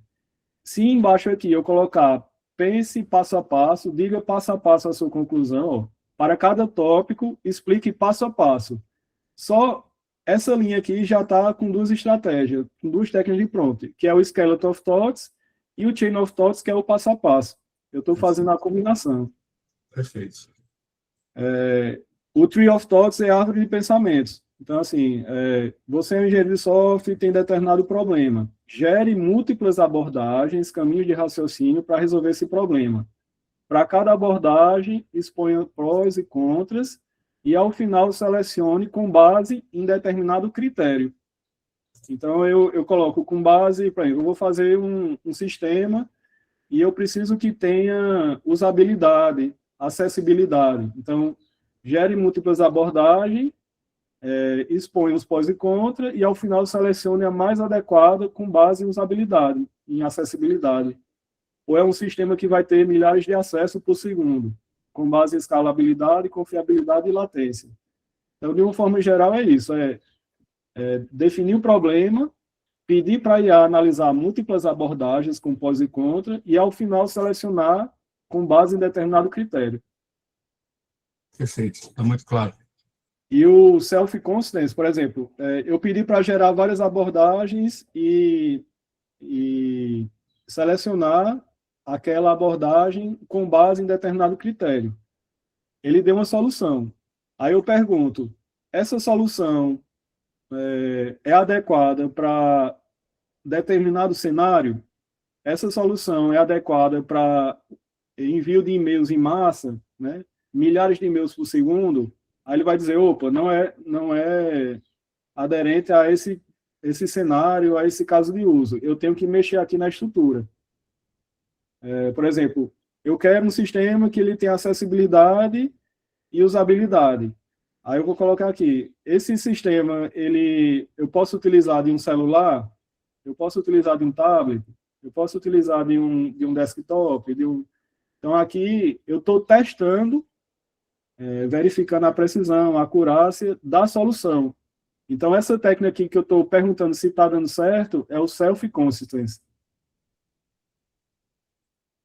De uma forma geral, o resumo, o Chain of Thoughts, o passo a passo, a clareza técnica, a transparência no processo. Eu utilizo bastante esse pronto, porque eles assim, mostre o seu raciocínio passo a passo, porque eu quero saber o que é que a IA está pensando. O Skeleton of Thoughts vou seguir um modelo, uma estrutura lógica como resposta, que seria, por exemplo, a ABNT. O Tree of Thoughts, para IA analisar diversas alternativas e soluções, e o Self-Confidence para testar a decisão. Beleza, e os prompts, né? O prompt, ele é importante utilizar a observação, é importante utilizar o ChatGPT de maneira ética, responsável, sempre revisar as respostas, porque tem o risco da alucinação, isso é fato. Confirmar que nenhuma informação foi adicionada indevidamente. Evitar, como a gente viu, evitar solicitar referências ao ChatGPT, porque aqui ele está indo no banco de dados do ChatGPT, que é diferente de utilizar aquelas ferramentas, que é o Litmaps, o Rapid Research, o Linked Papers, né, Connected Papers, aqui que eles vão em bases públicas. Aqui o ChatGPT, se a gente perguntar para o ChatGPT, ele vai no banco de dados dele. E atenção ao risco de plágio, né? Não é o que vai interagir com a IA, o LLM, o texto que gerar, se colocar no trabalho, vai ter o risco de plágio. Então, muita atenção a essa parte. Eu coloquei, pronto, daqui para frente tem alguns slides, tem muito texto, mas é porque vocês vão ficar como referência a esse material. Eu estruturei os prompts nessa ordem e vou comentar alguns exemplos. Por exemplo, para utilizar o prompt, é interessante definir o contexto e dar instruções claras. Eu quero, no meu trabalho, revisar o trabalho com foco em clareza e estrutura, sem adicionar fontes. Como é que eu faço um prompt nessa situação? Aí eu coloco, estou trabalhando em um artigo sobre o tema tal. Preciso de apoio para revisar o texto abaixo. Verifique se ele está claro, coerente, sem incluir novas fontes. Observem que aqui eu estou pedindo para analisar um texto que eu produzi. Não foi que a IA gerou. Gera um texto sobre tal tema, sobre, né?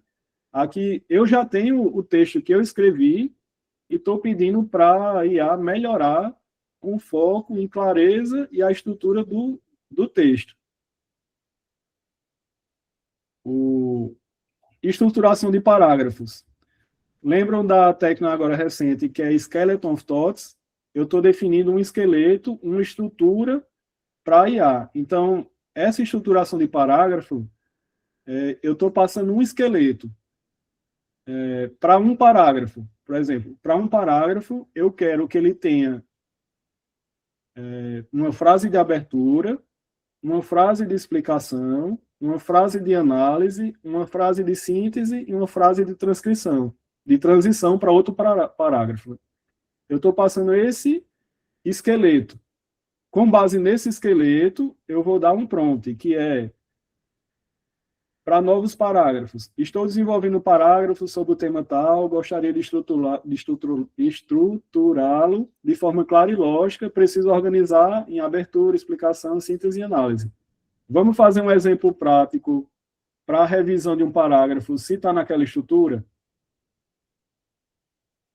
Por exemplo, aqui no ChatGPT, eu pedi para gerar um texto de acordo com a BNT. Eu vou pegar um parágrafo aqui de desenvolvimento, vou copiar esse parágrafo e vou abrir um novo chat.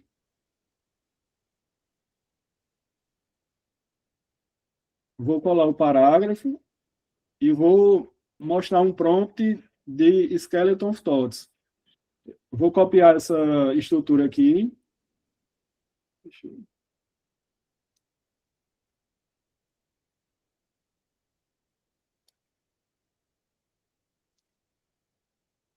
Deixa eu só...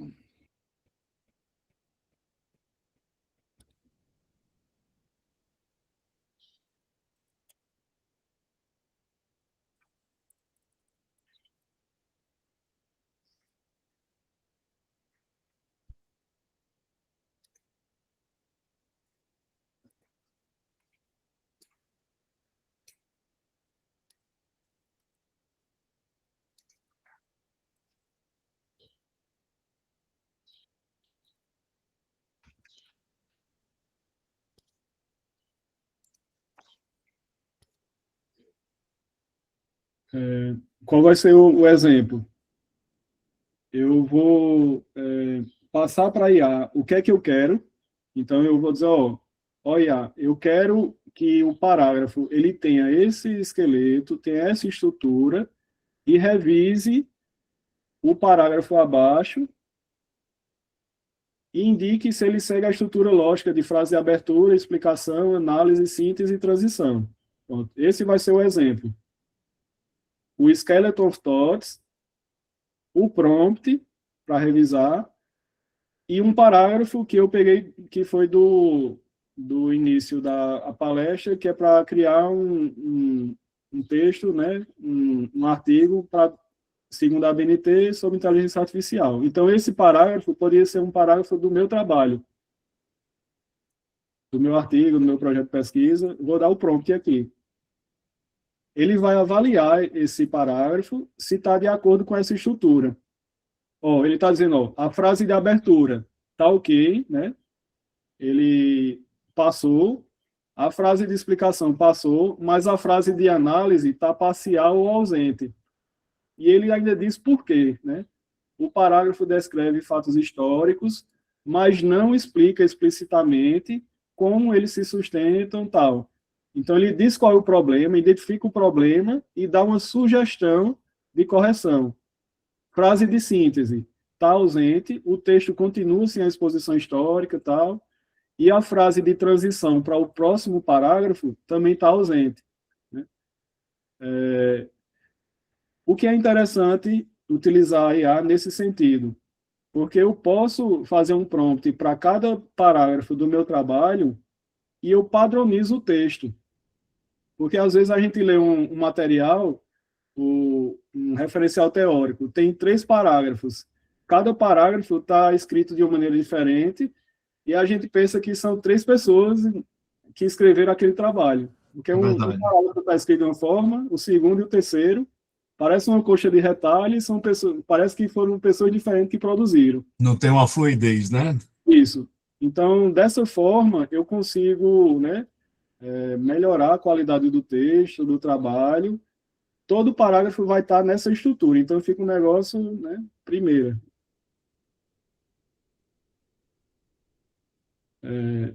E isso é uma técnica de prompt que é o Skeleton of Thoughts. Eu coloquei outros exemplos de prompt, que é para, por exemplo, revisões específicas, estrutura e clareza, gostaria de revisar o texto e tal. Então, cada frase dessa é um prompt. Para não ficar muito, né, muito longa a apresentação, vai ficar como referência. Para revisão de gramática, ortografia e estilo. Revise o texto abaixo, corrigindo possíveis erros gramaticais. Eu tentei colocar para cada parte do trabalho. Então, revisões específicas de gramática e ortografia, pontuação. No trabalho, as sessões da introdução. Então, tem exemplos de prompts para analisar a introdução, exemplos de prompts para analisar o referencial teórico, o método, né? A conclusão. Leia essa conclusão e avalie se ela responde ao objetivo geral e destaca claramente os principais achados. Liste os pontos positivos e aspectos que podem ser aprimorados nessa conclusão. Então, são alguns prompts que podem ajudar nessa seção específica do trabalho. Além disso, comandos adicionais. Por exemplo, reduzir texto. Se eu estou com um parágrafo, eu tenho 6 linhas, 7 linhas, e eu vou pedir para a IA reduzir o texto. Reduza. Pode ser que ela retire autores, referências, ou então mude o sentido do parágrafo. Isso não é interessante.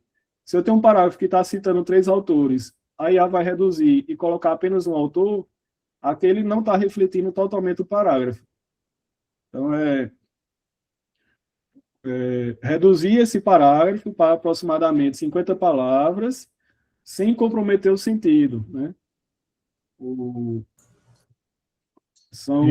Isso é o caso típico disso é fazer o resumo do seu artigo, né? Ou que às vezes você perde realmente coisas fundamentais que deveriam estar no resumo. Então, é sempre aquela velha máxima de sempre revisar, né? Sempre estar atento ao que resulta. Tem prompts para melhorar a conexão entre as frases, né? Prompts para melhorar a transição entre os parágrafos para deixar justamente de forma mais fluida, como o professor comentou. Eu tirei todos esses prompts, esses exemplos, eu construí com base no material que o próprio governo digital disponibiliza. Então, tem os links aqui para um guia prático de prompt e um glossário de termos de IA. Tranquilo? Partindo para o encerramento, eu trouxe 3 bônus, né, que ajudam bastante também no dia a dia da IA. Não só para a parte acadêmica, mas da IA como um todo. Por exemplo, Perplexity. A Perplexity, ele é um modelo de inteligência artificial semelhante ao ChatGPT, e é interessante que ele tem algumas funcionalidades, por exemplo, finanças, viagens, esportes, acadêmico. Então, por exemplo, eu pretendo montar um roteiro de viagem, eu vou viajar durante 3 dias, pretendo visitar tais pontos. Monte um roteiro de viagem. Pronto, aqui ele vai ser especialista nesse assunto. Na parte acadêmica, tem um Perplexity acadêmico. Eu tenho até um prompt aqui para mostrar para vocês, um exemplo. Deixa eu ver aqui. Eu vou rodar esse mesmo prompt no Perplexity e no ChatGPT.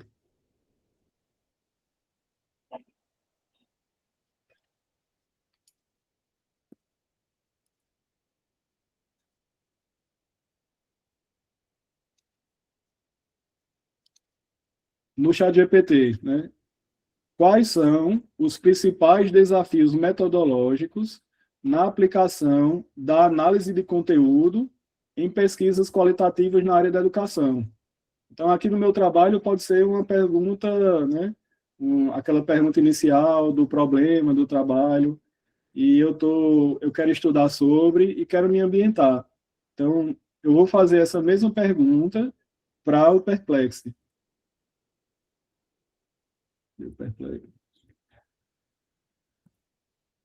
Colocar no Perplexity e colocar no ChatGPT. Quais são os desafios Principais desafios metodológicos na aplicação da análise de conteúdo em pesquisa qualitativa na área da educação. Pronto, o ChatGPT trouxe, né, quais são os desafios, colocou aqui, delineamento e clareza das categorias de análise, subjetividade na interpretação, delimitação, tal. Então, ele trouxe o resultado, né? Interessante. Mas, vamos ver qual o resultado do Perplexity. Ele trouxe também algum resultado, né? Construção de categorias, subjetividade, mas qual é a diferença do Perplexity para o ChatGPT?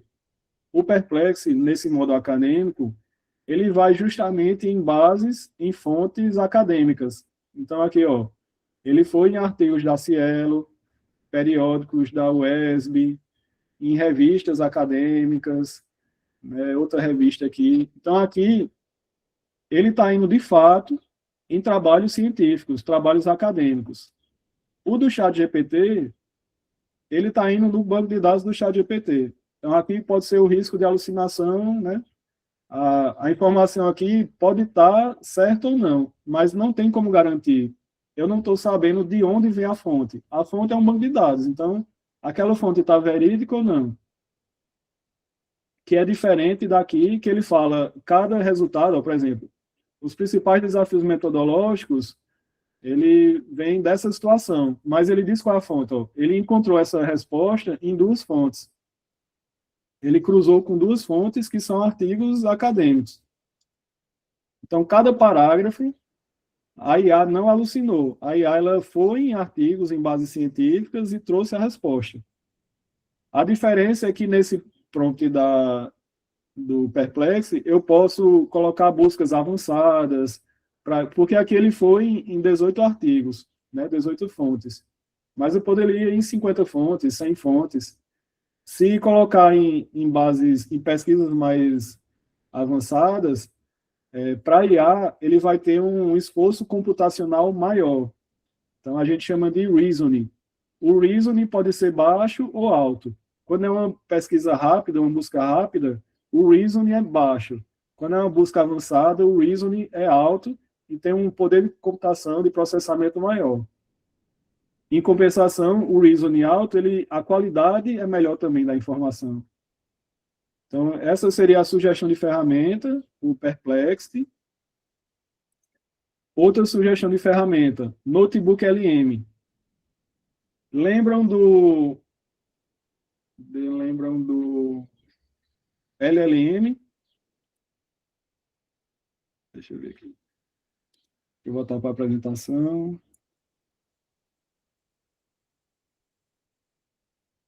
Lembram do LLM? LLM é o quê? Grandes modelos de linguagem. Então, esses grandes modelos de linguagem é o quê? É um grande banco de dados. O que eu perguntar para o ChatGPT, ele vai procurar nesse grande modelo, nesse grande base de dados, que vai de encontro ao Notebook LM. O Notebook LM é o notebook, o caderno. Então, são as minhas anotações. Em vez de ser grandes modelos de linguagem, é meu caderno, minhas anotações de modelos de linguagem. O que é interessante nessa ferramenta?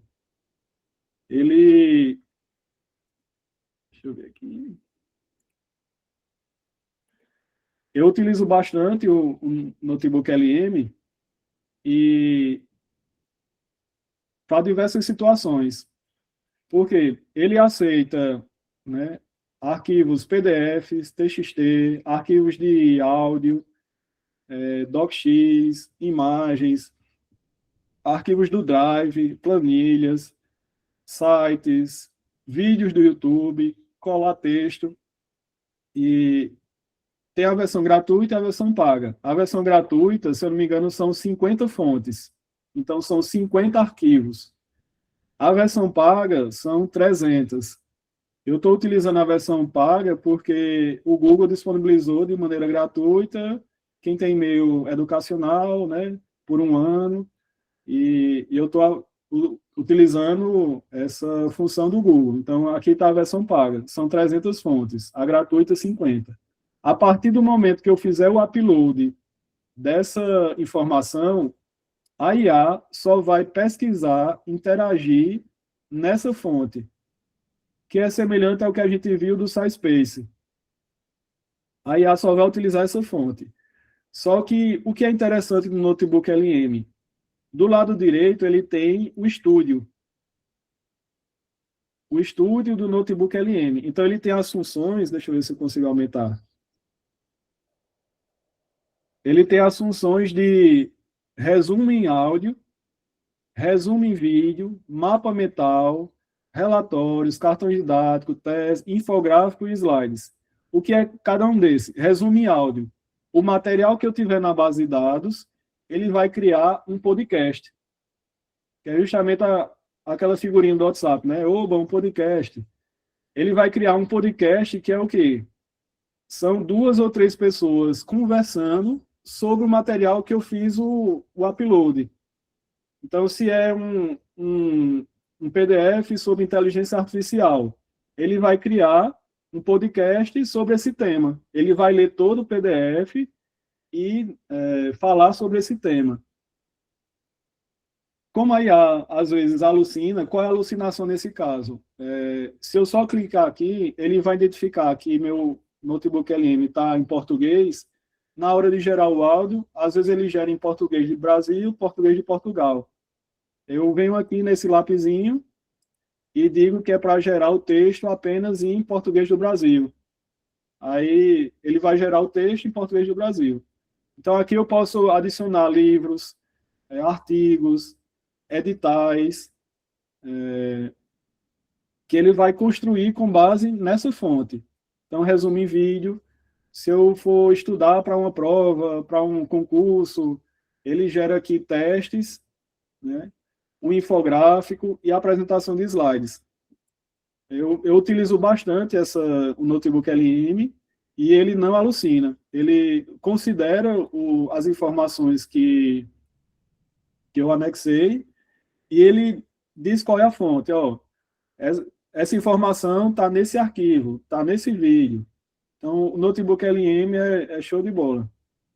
Ajuda bastante no dia a dia, né? Seja de maneira acadêmica, seja administrativa, edital, seleções, estudo, apresentação de slides.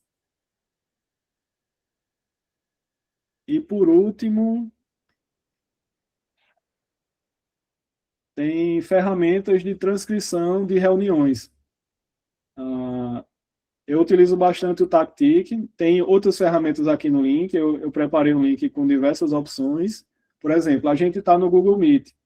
Eu não sei se vocês perceberam no início, quando eu conectei na reunião, ele já colocou, ó, estou aqui, estou utilizando a IA do Tactic. O que é que ele faz? Ele transcreve a reunião e a transcrição da reunião vai ser o banco de dados para eu interagir com essas informações. E o Tactic, ele vai ter esse banco de dados, que é a transcrição, e o prompt. E o prompt eu posso pedir para gerar a ata da reunião, gerar um resumo. Posso perguntar qualquer coisa no prompt e a base de dados dele é a transcrição da reunião. Então, é interessante para reuniões, né? Para treinamentos, para aulas, né? Ajuda bastante também, é uma ferramenta de inteligência artificial. Qual a limitação do Tactic na versão gratuita? A limitação são 10 reuniões por mês. O TLDV também, 10 reuniões por mês. Então, eu posso utilizar o Tactic quando atingir as 10 reuniões, utilizar outra ferramenta, e ela ajuda bastante também no dia a dia, né, com a IA. Porque só o tempo que perde para fazer uma ata, fazer um resumo, fazer uma transcrição, os encaminhamentos daquela reunião. A gente está utilizando a IA nesse sentido para agilizar o trabalho. Alguma pergunta, pessoal? Está tranquilo até aqui? Alguma dúvida? O pessoal está falando pouco hoje, né?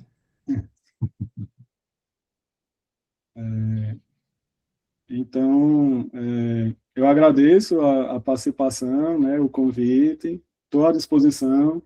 Quem A STI, ela fica no prédio da reitoria, no primeiro andar. Quem quiser tomar um cafezinho, né, lá na STI, a gente gosta bastante. Quem quiser conversar sobre IA. E aqui estão os meus contatos, e-mail, WhatsApp, quem tiver alguma dúvida, estou à disposição. E agradeço mais uma vez pelo convite, e para mim é uma honra estar aqui com vocês. E agradeço também a permanência de todos, né, que é numa sexta-feira, no sextou, tá, o pessoal aqui, eu agradeço. Pois não, Bruna?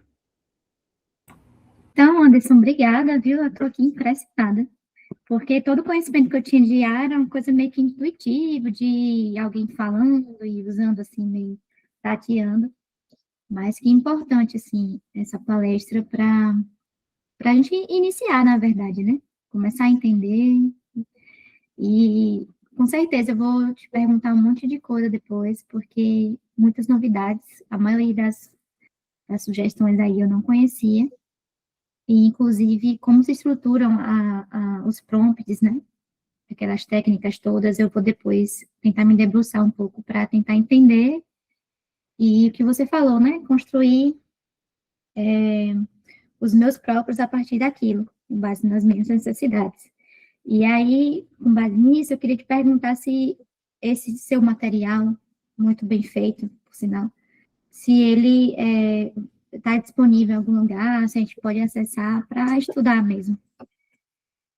Tá disponível com o professor Sérgio, ele vai te encaminhar, e eu agradeço. E assim, a IA vai muito do dia a dia também, e mexer, brincar com a IA. Por exemplo, eu utilizo na IA na programação diariamente, e às vezes uma palavra faz diferença. Eu pedi para construir uma tela de um cadastro e tinha um botão, e o botão estava com erro. Aí o prompt seguinte eu coloquei, corrija o botão. Não, eu coloquei assim, corrija o erro. Como o erro era o botão, o que foi que a IA fez? Retirou o botão. Então ficou uma tela de cadastro sem botão, então não tinha onde clicar. E não era isso que eu queria, né? Então, no prompt seguinte eu coloquei, ó, corrija o erro sem alterar funcionalidades. Então, com a IA tem muito disso, tem mexer mesmo, assim, testar, brincar e ver como é que ela se comporta para ir ajustando. A interação mesmo com a IA. E uma observação que, assim, é uma conversa, né? Não aceitar tudo que a IA traz e discordar, só vá por esse caminho, não quero esse caminho. Então, é uma conversa. Então, a gente tem que também dar opinião e, né, não aceitar tudo que a IA tem de resultado. E isso a gente vai percebendo no dia a dia.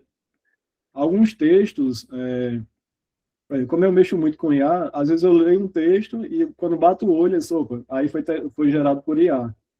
Porque tem palavras que a IA gosta muito. Então, ademais, insight, incrível. Por exemplo, incrível é uma palavra que pode ser utilizada num contexto positivo ou negativo. Então, se numa mesma frase tiver incrível, ademais, e, né, tem 90% de chance de ter sido gerado por IA.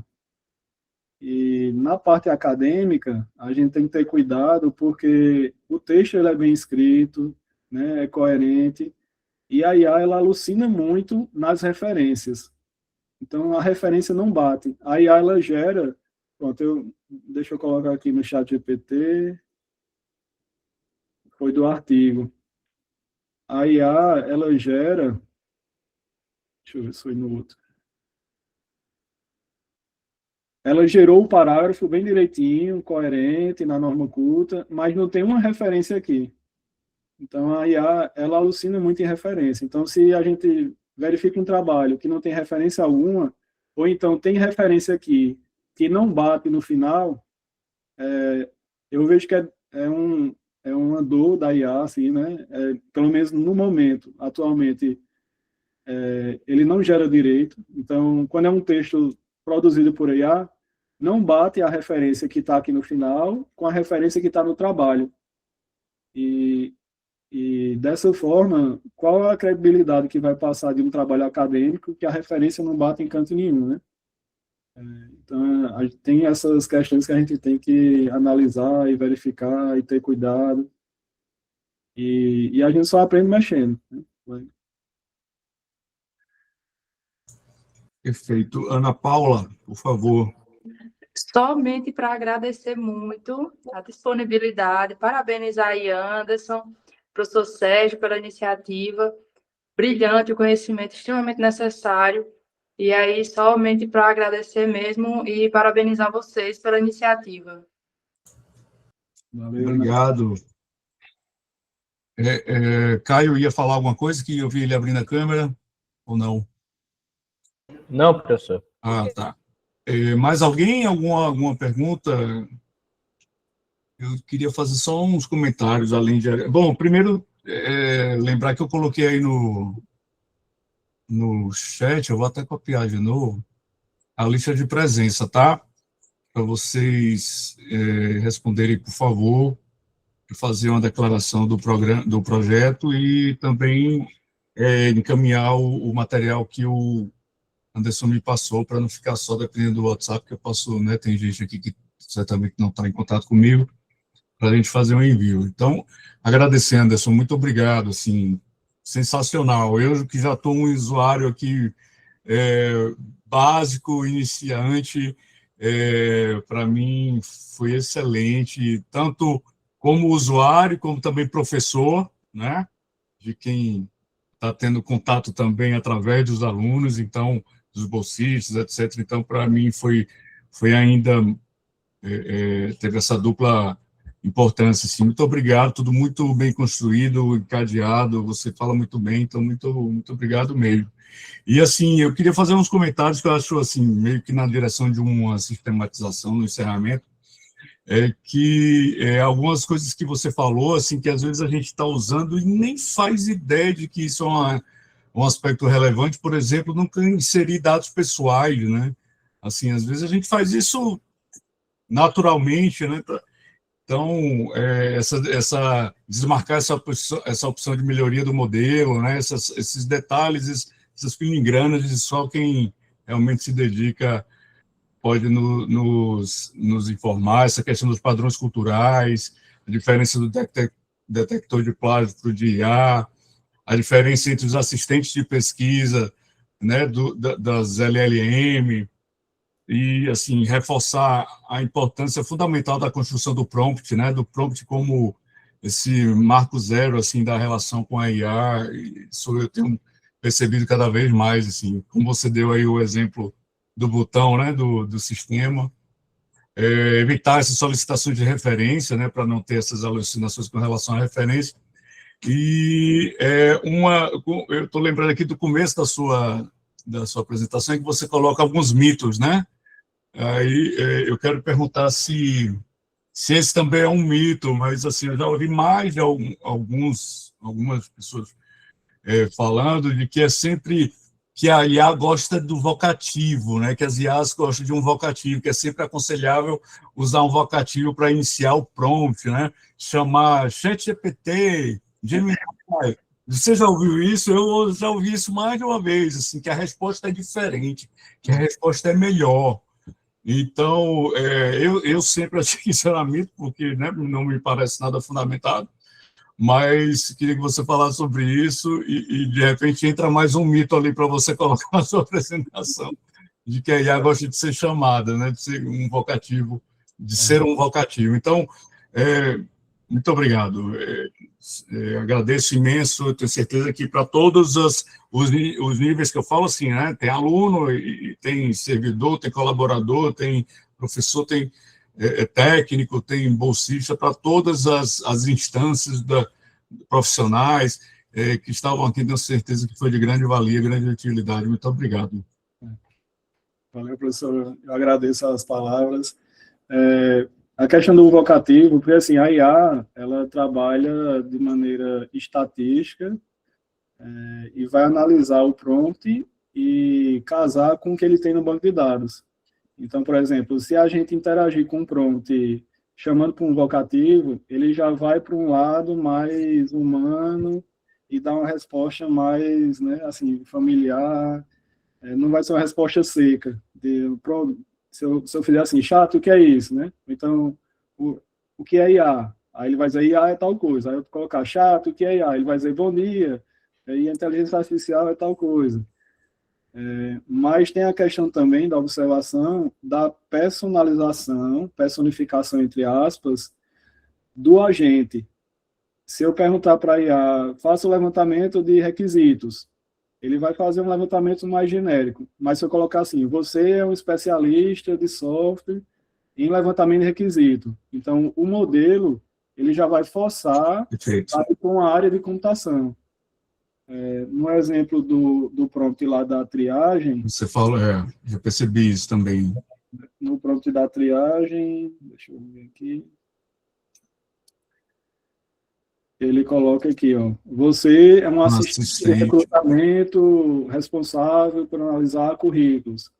Então, só essa primeira frase aqui já está personificando e a IA já vai forçar para ter um resultado com base em um assistente de recrutamento responsável por tal coisa. Então, Perfeito. O resultado vai ser melhor do que eu passar o prompt e conversando do passo 1. Analisa o requisito mínimo. Sim, e tal. sim. Então, Perfeito. a resposta já vai ser melhor. Que também está o exemplo lá dos prompts, na parte de... Deixa eu ver aqui. Quando eu vou revisar, né? Porque eu tenho o texto, o trabalho, eu poderia colocar assim, verifique se está claro, coerente e sem incluir novas fontes. É diferente eu colocar, estou trabalhando um artigo sobre o tema tal. Né? Aqui eu já vou claro. para ir por um caminho. Então, como se tivesse uma avenida com diversos acessos, a forma como eu interajo com a IA, ele vai seguir por um caminho mais especialista ou mais genérico. Mas, de forma geral, né, no mito e verdade, a IA não tem sentimento, ela não tem e saiu até uma reportagem, um meme, que tem um dos mantenedores de algum modelo de IA, que só o fato, a IA traz o resultado, então só o fato, no final eu coloco obrigado. Aí esse obrigado, a IA vai processar, vai ter toda uma computação envolvida para dizer, de nada, eu estou à disposição. Então, só isso está gastando milhares de processamento e milhares de dólares, né, nesse processamento. Muito bom. Tanto que alguns servidores de IA já tem países que estão colocando os data centers de IA submerso, né? No mar, porque tem tanto processamento, o calor é tão grande nesse processamento que os data centers estão dentro d'água. Nossa, já pensou? É impressionante, muito pano para manga, e como disse Bruna, muitas perspectivas, mas eu acredito que essa sua abordagem é a abordagem que eu também acredito, né, de ser um aliado, né, e não um substituto, né. Eu também nunca tive, os arquitetos entraram em pânico com a coisa da IA, e aí começa a surgir aqueles vídeos no Instagram, né, de uma plataformazinha lá, processando, Bruna já deve ter visto, milhares de plantas ao mesmo tempo, né, mudando assim, e, meu Deus, não vai ter mais trabalho. Então, assim, isso foi dito na época do AutoCAD, né, depois na época do BIM, foi dito de novo, e aí na IA, claro, de uma forma mais dramática, mas isso também foi apresentado, mas, né, acredito que isso não vai acontecer, estou certo que isso não vai acontecer. Agora, são ferramentas para depois de você fazer um estudo preliminar, depois de você fazer um brainstorming com o seu programa de necessidades, seus partidos e conceitos, etc., e você melhorar aquilo que você está produzindo. Tem uma vertente de utilização da IA muito forte, que é na produção das imagens, né? Que antes você tinha aqueles softwares, né? Hoje a gente tem aqueles softwares de renderização que são pesadíssimos e que levam horas para renderizar uma imagem a partir de um modelo geométrico. Então, assim, isso eu acredito, né? Você coloca lá e melhora, tira uma foto e transforma isso em tal coisa. Eu estava vendo esses dias de ferramentas esse Nano Banana, que tem as ferramentas para arquitetura, em que ele transforma uma planta mesmo, 2D, né?